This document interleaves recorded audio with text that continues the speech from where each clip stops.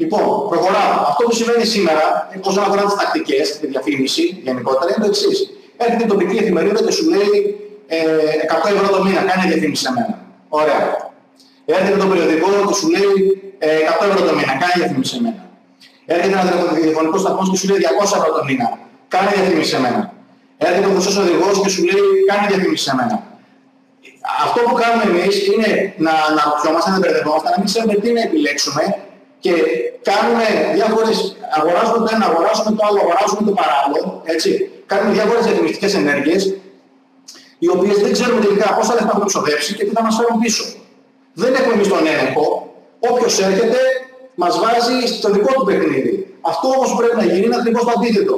Να καθίσουμε εμείς και να σκεφτούμε σαν επιχείρηση, ωραία, ποια είναι η αγορά μου, το βασικό, ποια είναι η αγορά μου, σε ποιους θέλω να απευθυνθώ, αξίζει αυτή η εφημερίδα που μπορείτε και να προσεγγίσει, ή μήπως δεν αξίζει.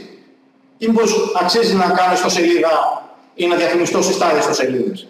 Αξίζει στο χρυσό οδηγό, αξίζει στην τοπική εφημερίδα. Εγώ θα πρέπει να πω και να βγάλω ένα πρόγραμμα, θέλετε, ένα σύστημα που θα διαφημιστώ ή που θα προβληθώ. Γίνεται αντίθετο όμως σήμερα. Δεν θα πρέπει να το αφήνετε αυτό. Θα πρέπει να υπάρχει έλεγχος πάνω σε αυτό. Λοιπόν, θα πω γρήγορα κάποιες τακτικές για περισσότερους πελάτες. Συνέχεια με ρωτάνε για αυτό το πράγμα. Ορίστε τακτικές λοιπόν. Και θα αναλύσουμε κάποιες από αυτές παρακάτω. Εμπιστοσύνη καταρχήν. Δεν θα κερδίσεις κανέναν πελάτη αν δεν κερδίσεις την εμπιστοσύνη.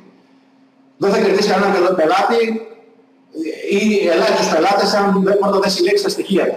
Εάν δεν χρησιμοποιήσεις τη μέθοδο της ηθικής δωροδοκίας, φυσικά θα πω τι είναι αυτό, έτσι. Εάν δεν κάνεις εκπαίδευση στους πελάτες, εάν δεν έχεις newsletter, εάν δεν κάνεις email marketing, εάν δεν στείλεις επιστολές, ωραία, τακτικές επιστολές, αρθρογραφία, ένας πάρα πολύ ωραίος τρόπος. Ο μιλητής μπορεί να είναι κάποιος, να πηγαίνει σε εκδηλώσεις, να προσφέρετε εγγυήσεις, τη μέθοδο της αντιστροφής ρίσκου, έχω παράδειγμα γι' αυτό, συστάσεις, έχω δίπλα τη λέξη hot, έτσι, τη θεωρώ την πιο δυνατή μέθοδο που υπάρχει, ας πούμε, marketing, προσωπική μου άποψη αυτή, η διαφήμιση και έρχομαστε στους κλασικούς τρόπους των τακτικών, που είναι η διαφήμιση σε εφημερίδες, σε περιοδικά, σε ραδιόφωνο, τηλεόραση, σε φυλάδια, να κάνουμε φυλάδια, ωραία, κουπόνια, όλα αυτά. Να κάνουμε σε εξωτερικούς χώρους outdoors διαφημίσεις, να φτιάξουμε διαγωνισμούς, να κάνουμε προσφορές, με κουπόνια είπαμε, να χρησιμοποιήσουμε το ίντερνετ, ωραία, να φτιάξουμε ιστοσελίδα, να φτιάξουμε ένα blog, να κάνουμε διαφημίσεις banner στο ίντερνετ, να κάνουμε διαφημίσεις στην Google, στο Facebook και πολλά άλλα.